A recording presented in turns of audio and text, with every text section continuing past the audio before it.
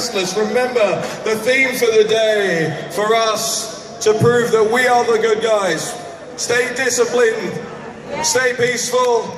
I want to introduce, I'm going to use the line I used before in case you didn't hear it, the David Attenborough of Euroscepticism. Let's play the video message from Lord Malcolm Pearson.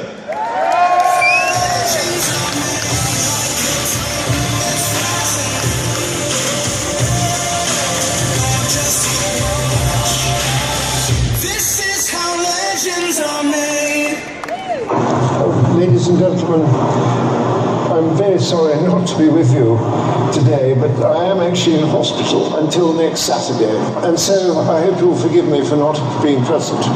My main interest in this shameful saga of Tommy Robinson's treatment is to make sure that he is protected and has peace of mind while he's in prison. And I've been tabling questions in the Lords, and I've been writing to ministers personally to try and ensure that this is so. My last letter was actually delivered to the prison minister personally, put into his hands by a fellow MP. So the prison minister, Rory Stewart, can't possibly say that his civil servants kept the letter from him and he didn't know about it. Of course, I don't know whether all this will have had any effect by the time you meet. The other thing, ladies and gentlemen, I am trying to do with Tommy is to start a national debate about Islam. If the grooming gang scandal tells us anything, it tells us that we have a serious problem with Islam in this country. And I don't think we will ever defeat Islamism if we don't understand Islam. So we really must learn about it and talk about it. And I'm afraid there's some very boring words that come into this, but there are only 4 of them. But we have to understand them if we're going to understand Islam at all. And the first boring word is abrogation, whereby Muslims believe, or most Muslims believe, we should ask them, that the later verses of the Quran, the verses of the sword, outweigh the earlier, more peaceful verses of the Quran, the verses of peace. And if that is so, then Islam cannot be a religion of peace. I don't know enough about Islam, but I think we should talk about it. The next boring word is taqiyya, whereby Muslims are encouraged to deceive their hosts and their host countries while they are growing in strength and before they are strong enough to take that country over. The third boring word is al-hijra, and that is the example of Muhammad in 627 in Medina, when he was strong enough to take over the town and his countries, and he made an offer to his host. He said, either you join my religion, or some of you can pay a tax, or I'm going to kill the rest of you. And he killed 600 Jews in one afternoon, and Islam went on to conquer most of the known world. All this, of course, is within the context of Sharia law and the Muslim ambition to create a world caliphate. And in all this, ladies and gentlemen, I think the most important thing we can do is to discuss it with our peaceful Muslim friends, and particularly with those brave Muslims who are starting to talk about it amongst themselves and who are looking for a different kind of Islam. They're trying to reach a different understanding of what Islam really is. And if we can make it normal to talk about Islam, perhaps our political class will stop accusing us of hate crime whenever we try to do so. As I said in my recent interview with Tommy, I do believe that UKIP is the best vehicle for encouraging this debate nationally and taking it forward for the eventual salvation of our grandchildren. I leave you with one question about Tommy's treatment. If we go back to Canterbury a year ago, when he was arrested and given a 13-month suspended jail sentence for trying to talk to some Muslim defendants in the grooming gang scandal. And as you know, preaching the gospel of Jesus Christ now can be interpreted as hate speech. So my question is, if a Christian had been on trial for hate speech because he had been preaching the supreme divinity of Jesus Christ, would a Muslim blogger have been given a 13-month suspended sentence if he had approached that Christian? Ladies and gentlemen, I think you know the answer, and that's where Tommy's present troubles started. Thank you.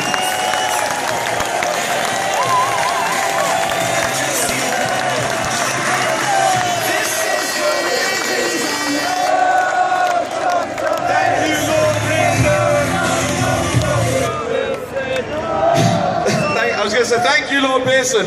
We have a very special guest who's unannounced but is right here on stage with me. Mr. President, thank you so much for being here. Mr. President, thank you. Thank you so much for being here. Do you have any words for them? I would actually like to say a little thing. Yesterday in Sheffield, which is why I've got that sign, I attended an anti-Trump demonstration. There was 4,000 and there was only 7 of us. And I met the local news and I got a lot of views, but I did it for freedom of speech, I did it for Tommy, I did it for Donald Trump. Here we go. And just one more thing. A week before that, my mayor, the new mayor, Sajid, he banned Donald Trump from coming to Sheffield. Well, my answer to that was I stood outside the mayor's office just as Trump, on my own, to prove that one man can make a difference, and he is not the voice of Sheffield. Thank you very much, and good night.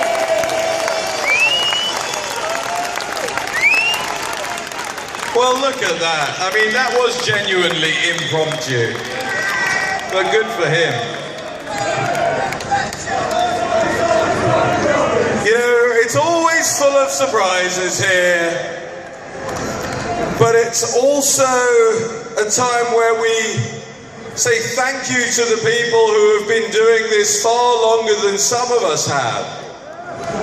The people who, you know, withstood the ire and the hatred of the political establishment for decades when they saw what was happening in their towns and cities. The founders of these sorts of movements that are springing up all across Europe. And on that note, I want to welcome to the stage somebody who we should honour has been stuck by these issues and stuck by Tommy through thick and thin. You know him, you love him. Ladies and gentlemen, it's Kevin Carroll!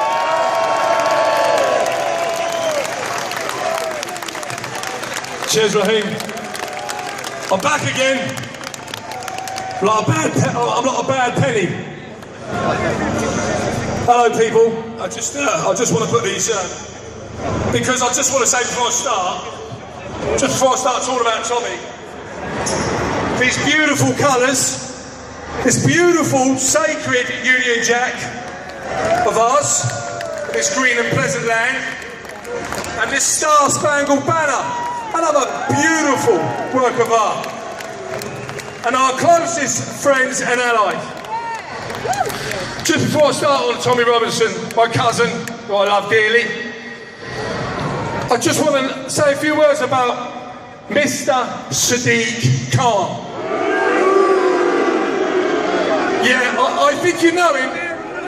I'm talking about the Mr. Sadiq Khan, the very same monumental failure as a London mayor who has shamed this green and pleasant land, shamed our nation, shamed us as a people by allowing and being so childish, pathetically childish, and allowing a pathetic monstrosity of an abomination of a blow-up doll to insult our greatest friend and ally, Mr. President Donald J. Trump.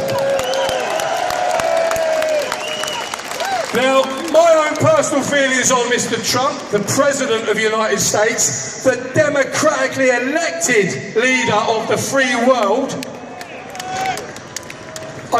My personal opinion is, I don't believe in the history of the White House, in my opinion, that the Oval Office has been graced by a more noble, righteous, honest, decent, God-fearing patriot since its construction. This man is doing the absolute best he can for his country and his people. And he is vociferous in his support of us, the United Kingdom. So when we get a visit, when we are graced by a visit from the leader of the free world, the President of the United States, what does our Mayor and our Prime Minister, because he could not have done it if it wasn't sanctioned by Number 10, they don't lay out the red carpet, they decide to insult him by allowing this effigy. Now, I just want to touch that on a double standard here. I think we had the King of Saudi here not so long ago, and even Robert Mugabe. Now, I don't remember members of the left looking for effigies, and Sadiq Khan and Theresa May allowing effigies and balloons of the King of Saudi to be flying over Westminster on their visit.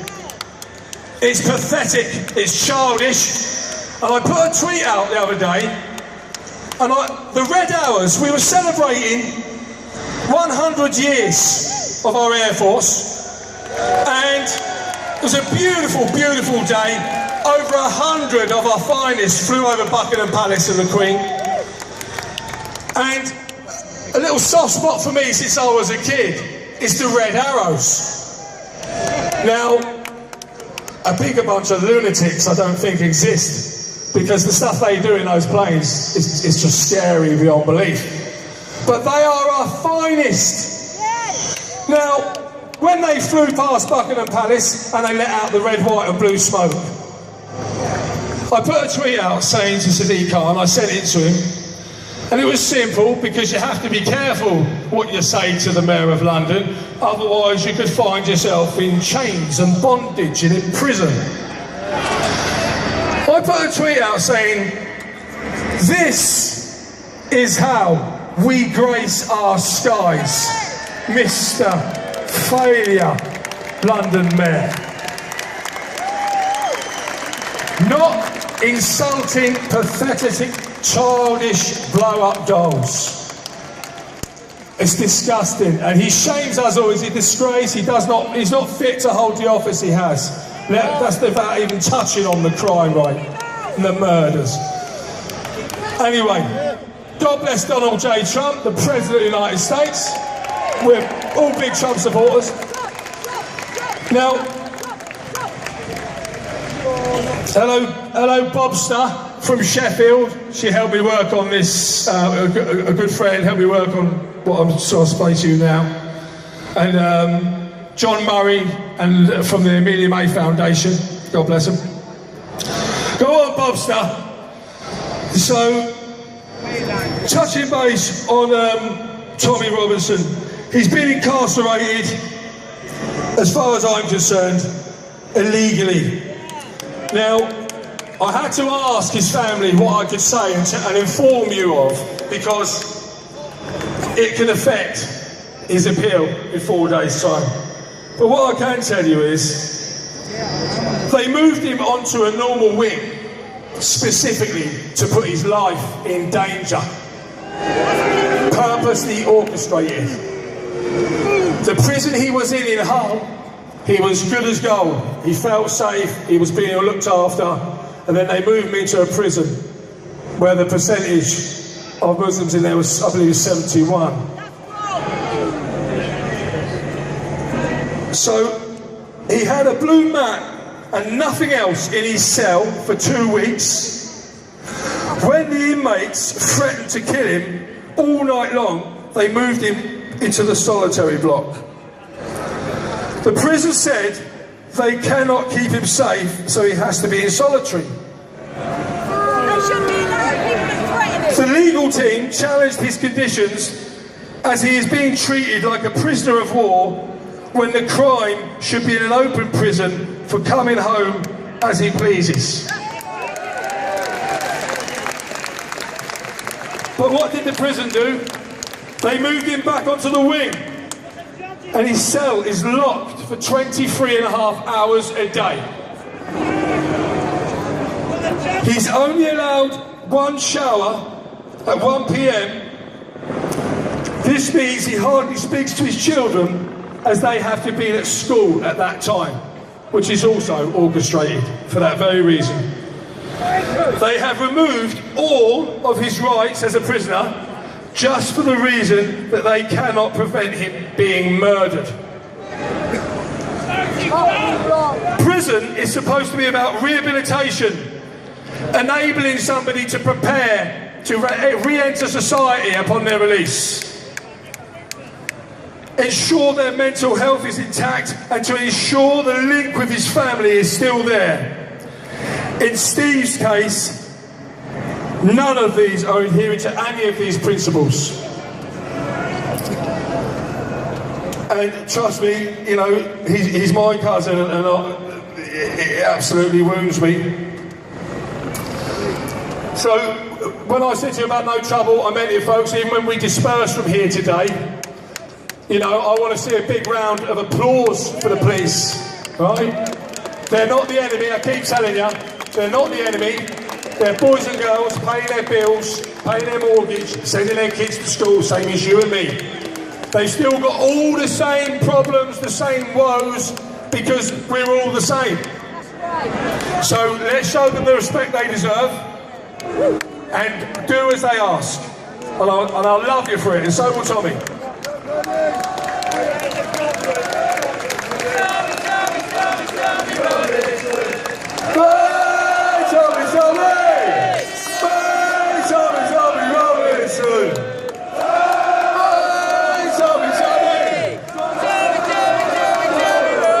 If you can see what I can see, how many people are here? Unbelievable, fantastic. I just wanted to go back to Sadiq Khan for a minute.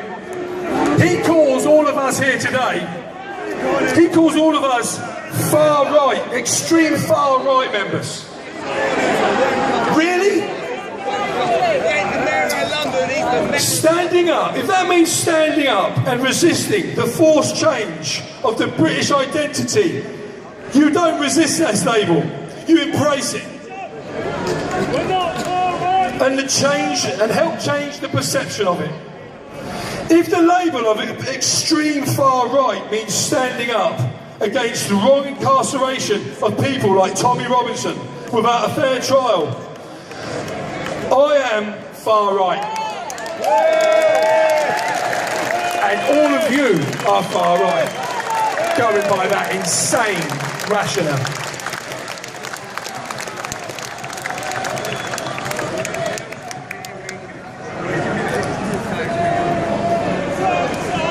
I've lost it now. If that same label means holding the PM to account for refusing to adhere to the democratic process, I embrace the label of far right. If speaking out on the inept immigration system that allows fighting-age males to infiltrate our system, I embrace the label of far right. However, what the left must understand is that the extreme far left must accept their new label also.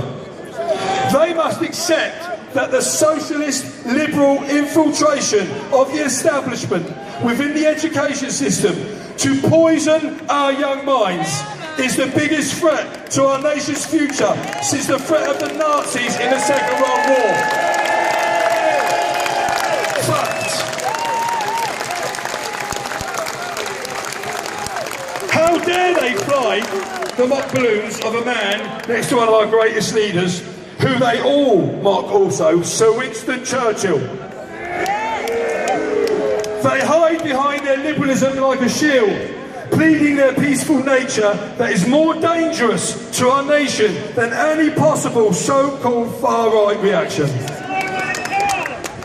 The extreme far left are the single biggest threat to our national security, our relationship with America, and would want to be controlled by the EU because it protects the very fabric of what they would desire, the breakup of the British values. Let me warn you of this: if we lose our identity, one person above all, this, a long, long time ago, Tommy Robinson, and he's also realised people like you here today would in the end wake up. The mainstream media tried with all their might to try and ignore Tommy and his popularity, only giving snippets when it provided a fascist, racist or a hooligan rhetoric. When they realised the rise in the belief in Tommy Robinson, they panicked, and this is where it has led us. To you, monitored by cameras, photographers, and being labelled by the Mayor of London as extreme far right. Well, let me tell you all, the solidarity for Tommy's growing and the rise of the working class woman and man to have a voice has arrived.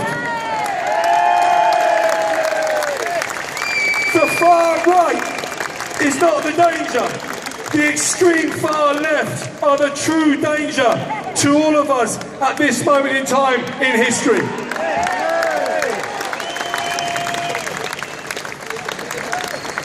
And on that note, I'm going to crash out, and I hope you enjoyed it, and I want to thank you personally, and Tommy wants to thank you personally.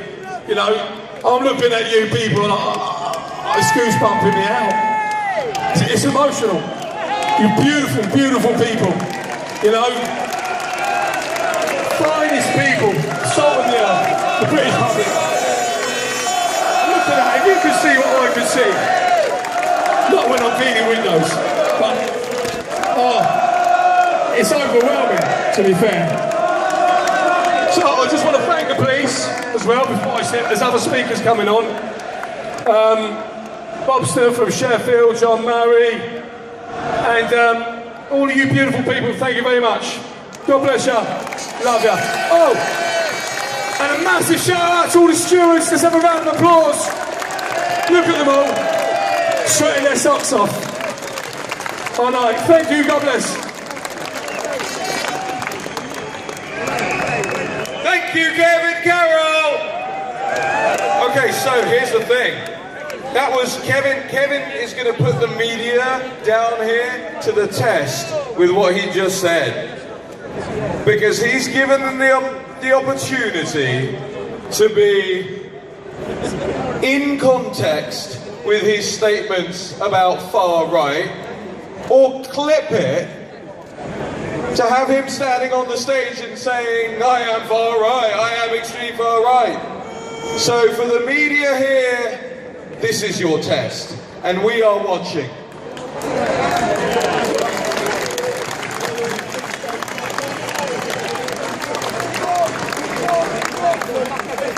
The BBC are here.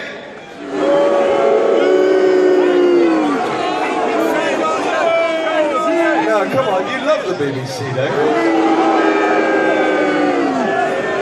Hey, all right, everybody who is cancelling their licence fee, shout now. Oh boy, you guys are going to be out of jobs, sorry. You can come and work for me. All right, I'm just teasing. All right, ladies and gentlemen, we have a message for you on the video screens coming up now, all the way from Los Angeles, California, in the good old US of A, the singer, songwriter, and performer, Joy Villa.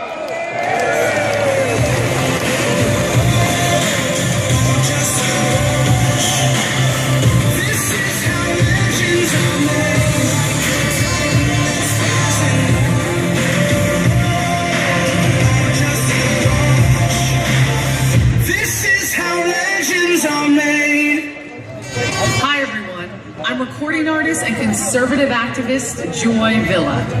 I really wanted to be with you all today. They're in the heart of the British government. Not just because of what's going on with Tommy Robinson, but because of what's going on with Brexit, too. You know, Brexit was such a great inspiration to so many Americans. In 2016, we watched you, our brothers and sisters, fight to take your country back. A couple of years later, we're watching democracy fail under Theresa May. We're watching free speech fall under Theresa May. We're watching as your government tries to take away your birthright. I guess we have some similarities in that regard. In 1776, a proud gaggle of patriots in the colonies across the Atlantic suffered the same injustices. From Thomas Jefferson to George Washington to Paul Revere and those who inspired them. Those were men and women across the continent, as we knew it then, who screamed with one voice. Enough is enough. It's time for you to do the same. Benjamin Franklin, who lived in a house just a few hundred yards from where you're standing now on Craven Street near Charing Cross, once said, "We must indeed all hang together, or most assuredly we shall all hang separately." I want you to remember that when the times get tough, because tough times are truly ahead. With an expansionist European Union, a new migrant crisis looming, and an assault on your civil liberties at hand, you must all hang together. We must all hang together. We have an amazing president in the United States today, doing things we didn't even dare to dream of before June 2016. Until Nigel Farage's words echoed around the world. Dare to dream that the dawn is breaking on an independent United Kingdom. A few days ago, Boris Johnson warned the country and the world that the dream was dying under Theresa May. And not just the Brexit dream that's dying under your fake conservative government. It's the dream of Britain in general. A country long regarded as having the mother of parliaments, the Magna Carta, and basic human dignity at its core. That's all at immediate risk. I don't mean it's at risk in 5 years or 10 years. I mean it's at immediate risk right now. And you brave men and women are on the front line of freedom. You're freedom fighters looking to secure your rights. You fought for and died for by generations before you. So let them call you all the names they want. Let them threaten your livelihoods. Let them throw their toys out of their collective prams. It makes no difference. I hope the reason you're all on Whitehall today is because you're in this fight for the long haul. I hope you stand with the great patriots in front of you through thick and thin. I hope you donate to the causes they risk their lives for. I hope you do as we in America do and scream with one voice that we do not go down without a fight. I hope you do as Tommy Robinson did and stand up for your country and your fellow citizens. You know, we watch in horror sometimes of what's going on in the UK. With Sadiq Khan, with terrorism, with the state of your public services, it serves as a warning for us. But I wish it didn't have to. I can't think of a country with real freedom, a real free press, and a real rule of law that would think a man with a Facebook live stream could influence a judge's sentencing decision. A decision about a rape gang, no less. What was the judge admitting about his own biases when he held Tommy in contempt? What was he saying about the reliability of the British judicial system? But don't take my word for it. Even your own law commission has explained the problems with contempt of court for reporting in the UK. In other words, everyone knows this law is unjust and unwieldy. But because it's Tommy, they don't care. Well, I care.